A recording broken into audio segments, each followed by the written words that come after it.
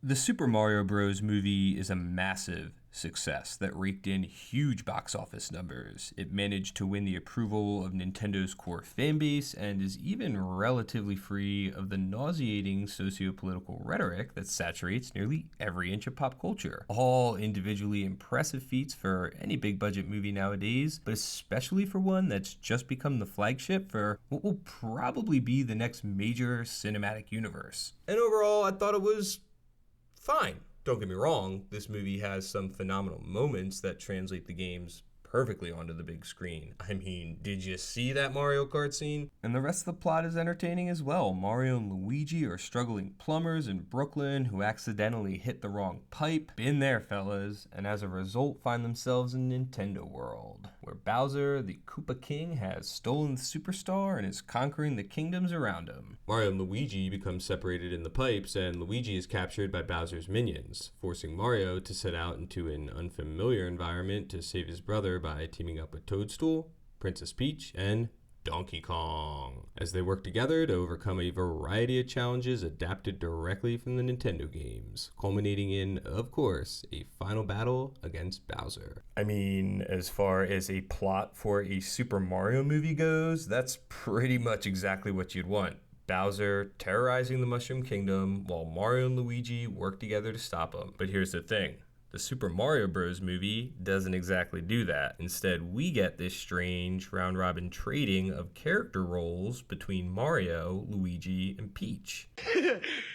Why? You see, Peach is now Mario, the hero, Mario is Luigi, the lovable sidekick, and Luigi is Peach, the damsel in distress. And that was kind of a weird creative choice. Now, I'm all for characters having nuance, and I think it's fine for creators to occasionally deviate from source material in the quest for quality entertainment. The reality is, when you're adapting video game characters, especially ones that have existed in as many iterations as these three, it's hard to encapsulate everything they've ever been into a single version of that character. And honestly, I think they did a good job defining the cinematic adaptations of Mario, Luigi, and Peach. They're clear and consistent as characters. Mario is a resilient dreamer searching for purpose in life. Peach is a fearless leader with a heart of gold, and Luigi is the comedic relief who, although cowardly, is willing to do anything for his older brother Mario. They each have likable qualities that the audience can identify with. But which one of them is the protagonist in this story? It ain't Luigi. He's not even in a huge chunk of the movie. He's just sitting in a cage in a holding pattern until it's time to save him in the third act. And although Peach is a heroic leader and the driving force for most of the actions taken in the movie, she also grew up in the Mushroom Kingdom, and a protagonist needs to be someone similar enough to the audience that we can relate to their situation to help us understand how the movie's fictional world works, preferably someone who grew up on Earth. Hey, so maybe Mario really is our protagonist, except that's right, Mario gets moved to the role of sidekick, and as a result, the authority that he does have at the start of the movie in Brooklyn is surrendered the moment he arrives in Nintendo World. Everything happening to Mario from the moment he enters the Mushroom Kingdom is entirely out of his control, and often beyond his understanding. It forces him to rely entirely on the Nintendo veterans, like Peach, to guide him on the journey. At one point, it even becomes Princess Peach's choice to allow Mario to continue to participate in the Super Mario Bros. Movie by inviting him to come along with her on her adventure. So we might be able to relate to Mario, but at the same time, he seemingly has no free will for a lot of the story, which is admittedly a cool motif for a video game character in a movie, but it doesn't always make for a compelling protagonist. Yes, Mario is our main character, and his adventure with Peach and Donkey Kong was fun to watch, no debate, but did it really amount to anything or change him as a person? At the beginning of the movie, he's resilient and willing to do whatever it takes to protect his younger brother. Peach brings him along on the adventure, and Mario does learn a bunch of new skills, but none of that changes his motivations or character. Ultimately, Bowser even brings Luigi to Mario in the place that he started out at. And while Mario experienced a lot on his big adventure with Peach, Luigi just hung out in a cage the whole time. But despite their experiences being pretty different, when they come together at the end of the movie to take on Bowser with the superstar, which is a great moment, they're both equally capable. So It does open the door for the argument that Mario's adventure with Peach isn't what gave him the power to defeat Bowser at all. Maybe that power was inside of him all along, and the superstar just unlocked it. Or arguably, the power came from Mario teaming up with his brother Luigi. Either way, it's not until Mario claims that superstar and teams up with Luigi against Bowser that he finally reclaims his decision-making abilities in the movie. You see, I think switching around the roles of Peach, Mario, and Luigi disrupted a dynamic that's worked for decades between these characters in the games. And it's a shame that they thought they could improve on the classic Mario Bros. Dynamic from the games by sidelining Luigi in favor of prioritizing Peach. She practically beats Bowser and his whole army totally on her own at one point. Would have gotten away with it too if it wasn't for that damn King Bob-omb. Don't worry. Girls get it done. No, seriously, the Super Mario Bros. Movie absolutely proved that there's a ton of goodwill for the Nintendoverse and whatever future projects it might hold. But that's why I think it's worth discussing creative missteps like switching the roles of your main characters and the impact that has on the overall story while this whole thing's just getting started. The Super Mario Bros. Movie shines brightest when it's recreating the games on the big screen and sticking as closely to them as possible. The Rainbow Road sequence with the original soundtrack playing. Perfection. My favorite scene in this movie is Mario and Luigi side-scrolling through Brooklyn at the start. Luigi's struggling through the construction site while Mario has to keep helping him through the level. It's a funny gag. Luigi, player 2, was almost always your younger sibling or crappy friend who needed to get carried through the level by you, player 1, Mario. And that's a perfect example of how the Super Mario Bros. Movie managed to match the aesthetic of the games perfectly while also maintaining the fun-loving vibe that Nintendo is known for. I even love the Mario DK fight scene, despite the fact that Seth Rogen's voice in this movie made me wish they had just made DK sound like this. In fact, Seth Rogen's voice is actually my other major concern with this movie. Really. I'm concerned that the money guys don't seem to trust the drawing power of the Nintendo characters over some of the vapid celebrities they've hired to voice them for name recognition. And that criticism doesn't extend to the whole cast, but personally, I just don't think you need Seth Rogen or Charlie Day to sell this movie. Let the games and the content we already know and love speak for itself. I believe the people who made the Super Mario Bros. Movie, like the actual creatives, do have a clear appreciation for the games. They nailed the look of the Nintendo Cinematic Universe from character designs to the overall look of the world that they created. If you've played the games, you're going to recognize all the locations, characters, and items that they've crammed into this movie. And for the newcomers that are less familiar with Nintendo, it's all just the same bright and inviting stuff that has always been on console. There is no issue for me with the way anything in this movie looks. My concern is what I'm hearing. There is a wide range of voice acting performances delivered by the cast in this movie, and they range from spectacular to low-effort garbage. Look, I accept that any big-budget movie these days is going to choose recognizable names over actual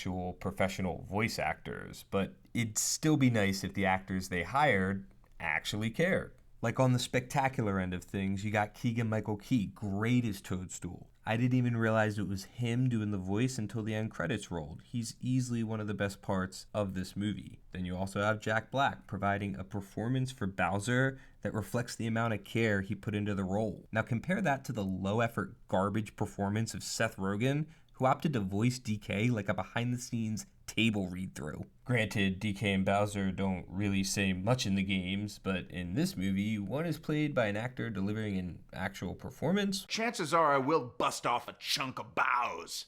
'Cause you know why? I'm Bowser, baby. While the other is played by someone who's apparently fine with the character just sounding like him.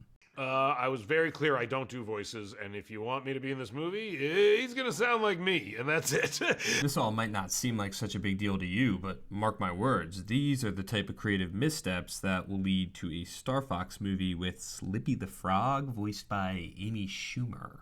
I am baffled by the choices that were approved for some of the characters' voices. In particular, Mario, Luigi, and Peach. None of them are terrible, but they all fall somewhere between Jack Black crushing it and Seth Rogen phoning it in. I'll give Chris Pratt the most credit here because he's clearly the only one of the three who put in any kind of effort to sound in some way like the iconic character he's portraying. And to be fair, it is kind of a thin line to walk these days with doing accents. Anya Taylor-Joy is just a bad casting as Peach in my opinion.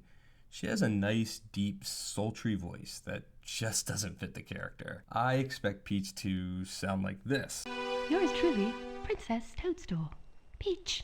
Not like this. Dad! Anyone like a dad? Charlie Day isn't a bad casting as Luigi. He exuded the right type of nervous and wacky energy that the character needed, but kind of like Rogen as DK, he seemed content to just do his usual voice without putting in any effort to play the role differently than the characters that he's played before. But hey, at least they gave us 5 minutes with the real voice actor. It's me, Mario. Woohoo! Before we got stuck with this. Because I don't. They might look like the Nintendo characters we love, and they might act like the Nintendo characters we love, but they don't all sound like the Nintendo characters we love. The other issue I want to talk about with this movie also involves its sound, and that is this movie's bizarre soundtrack. It has to be the most hit or miss soundtrack I have ever experienced in a movie. This thing is a Frankenstein's monster of the most generically lame popular music you have ever heard on the least interesting radio stations, paired alongside music from the original Nintendo games arranged for the movie by composer Brian Tyler. High highs and low lows, to say the least. I mean, they literally have a built-in soundtrack from the games for their cinematic universe. Why are they not exclusively using Nintendo music? It's beloved, recognizable, bright, and delightful. We don't need Take On Me playing as we fly across the Khan Kingdom. And while TNT is admittedly a badass song, playing it before the Mario Kart scene was cringe. Especially when immediately after our ears are blessed with the Rainbow Road theme as our favorite characters from the game begin to race along the Rainbow Road. In fact, all the nostalgia is handled extremely well in the Super Mario Bros. Movie.